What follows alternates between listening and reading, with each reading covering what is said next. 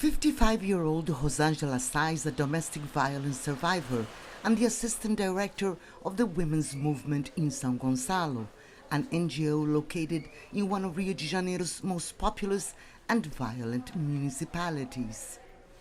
She became a domestic violence advocate after her husband doused her with gasoline and set her on fire when she filed for divorce following 21 years of abuse. She suffered burns to 65% of her body. Hoje eu vejo que é importante falar sobre a violência que eu vivi. It is very important to share what I experienced because it is very difficult for women to get out of an abusive relationship and seek help. I realized it was my mission to bring them hope so they can act before it is too late. But the NGO, which has been caring for vulnerable women since 1989, has now been impacted by the lack of federal funding and is struggling to keep a staff of 57 social workers, psychologists, lawyers, and educators.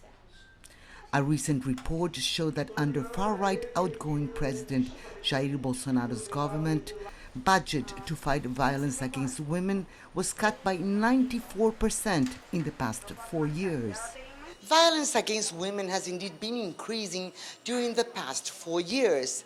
At least 699 women were killed in Brazil in the first half of this year, a 10.8% increase when compared to the same period in 2019, according to data provided by the Brazilian Forum of Public Security. Despite these alarming figures, the founder and manager of the organization, Marisa Chaves, has been able to keep operating with the help of private donors. Se você não tem campanhas de prevenção à violência de gênero contra But with no campaigns against gender violence, no concrete and articulated policies, and no funding, the result, as we can see, is death. It's a grim scenario considering Brazil passed a femicide law in 2015 which imposed harder sentences for convicted offenders. The law helped Rosângela put her ex-husband and father of her 2 daughters behind bars for 10 years. Apesar da nossa dificuldade financeira, o movimento de mulheres ele não para. Today, despite the financial stress we are facing, our movement doesn't stop because all women at risk need to be comforted, and that we can still offer for free. Now this NGO is hoping policies to prevent gender violence will be prioritized by the country's new administration to stop Brazil's rising femicide rates.